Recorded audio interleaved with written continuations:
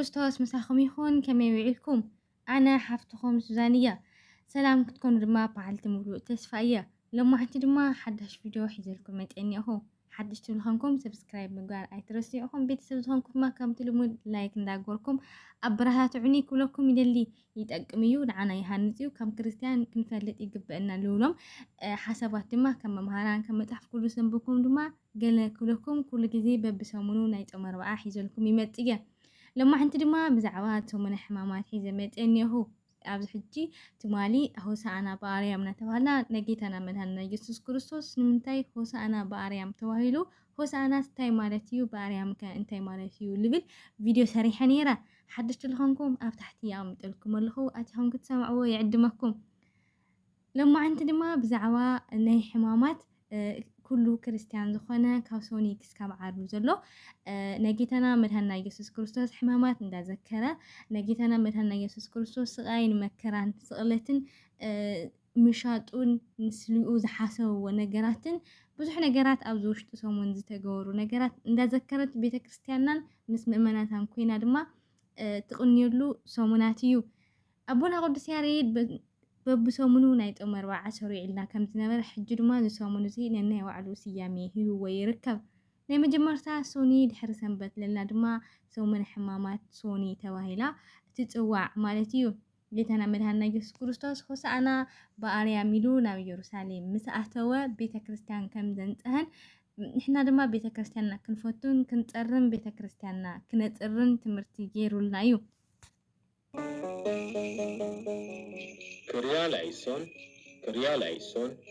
كريالايسون جيتنا من هاينا يسوع كريستوس لتسوهات دما بعلته سوني كافتم مستفد أو حدا عم منجدو ويدما أقعزو إنده هذا خلو بلس كم زرخبان إتا بلس دما فرلي بالله كم زرخبان ينقرنا نزافر زي بالله زرخوا بلس دما كم زرقمان السادما نتبحيتو ويدما أشعتو كم زحاررتن كم زناطتن ينقرنا متحف قدس مالتيو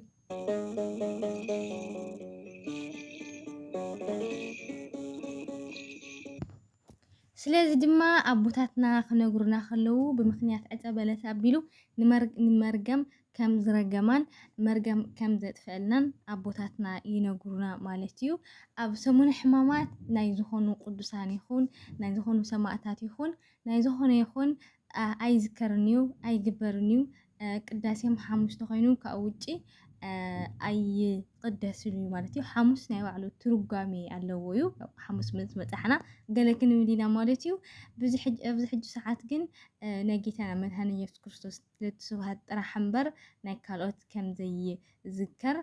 ቤተ ክርስቲያንና ትነግረና ማለት እዩ። ንምንታይ ተልና ድማ ጌታና መድሃኒና ኢየሱስ ክርስቶስ ለትስብሃት ዝተሳቀየሉ ከምቲ ዝበልኩም ዓንተዎ ብዙሕ መከራን ሽግርን ንዕኡ ክብሉ ሕማቅ ዝሓሰብሉ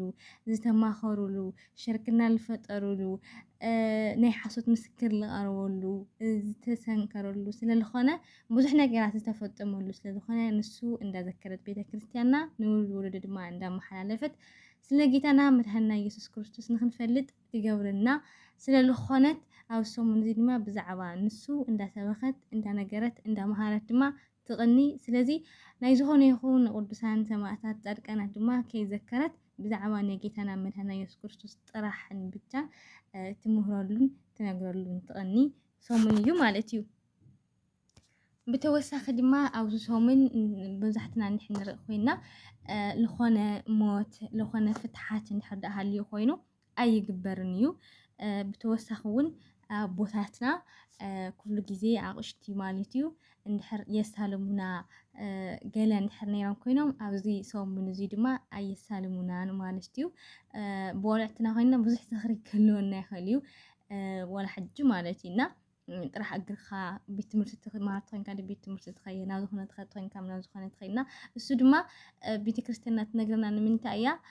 ምእንትን ጌታ ክንዝክሮ ጥራሕ እግሩ ክኸድ ከሎ ምእንትን ከመይ ከም ዝሳቀይ እያ ትነግረናና። ሕጂ ንሕና ድማ ህዝቢ ክርስቲያን ዝኸኣልና ማለት እዩ ዝኸኣልና ጥራሕ እግርና ኮይና ናይ ጌታና መድሃኒና ኢየሱስ ክርስቶስ ጥራሕ እግሩ ክኸድ ከሎ ዝስምዖ ነበረ ስምዒት ንክንስምዐና ብግብሪ ትምህረና ማለት እዩ። ስለዚ ኣብ ሰሙን እዚ ናይ ፍትሓት ናይ ስሬት ናይ መስቀል ምስላም ቅዳሴን ብተመሳሳሊ ሰንበት ማነው ይቅርታ ሓሙስ ተኮይኑ እምበር ሓሙስ ናይ ባዕሉ ትርጓሜ ኣለዎ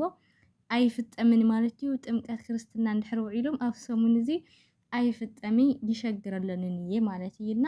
ኣብ ሰሙን እዚ ዝኾነ ይኹን ነገር ዘይፍጸመሉ ብጀካ ናይ ጌታና መድህና ኢየሱስ ክርስቶስ ዝዝከረሉ እዩ ማለት እዩ ደርጋ መብዛሕትኡ መናፍቃን ናይ ጌታና መድህና ኢየሱስ ክርስቶስ ዝዝከረሉ መዓልቲ የለን ኣይዝከርን እዩ ተደፊኑ እዩ ተሸፊኑ እዩ ይብሉና ካብኡ ሓደ ዝዝከረሉ ድማ እዚ ካብዚ ናይ ካሊእ መድሃንያለም ኣውና የዝግባ ኣልዝሄር ገለና ተባህሉ ዝፅውዕ እሞ ይቅር እዚ እኳ ዓርሱ ዘኸኣለ ስያሜ ሰሙን ሙሉእ ስለ ናይ ጌታና መድሃንና ኢየሱስ ክርስቶስ እንዳፀምና እንዳሰገድና ናቱ ስቃይን መከራን እንዳዘከርና ንቕንየሉ ሰሙን እዩ ማለት እዩ። ሕማማት ጸሐፊ ዲያቆን የመጀመሪያው ቁስል አሳልፎ የሚሰጥህ ማን ነው?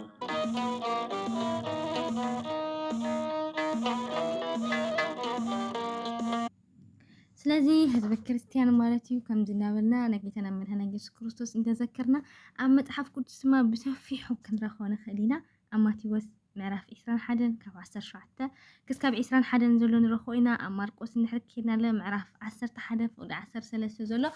ብሰፊሑ ኣቲና ክንረኽቦ ንኽእል ኢና ተንቢብና ድማ ንባዕልና ምግቢ ህይወት ስለ ዝኾነ ስለ ናይ ጌታና መድሃንና ኢየሱስ ክርስቶስ እንዳንበብና እንዳፈለጥና ክንከይድ ድማ ናይ ኩሉ ግዜ ተስፋ እዩ ማለት እዩ ኩላና እንተፈሊጥና ፅቡቅ መሲሉ ስለ ዝስምዐኒ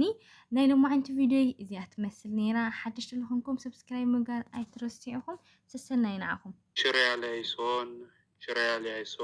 ሽረያለይሶን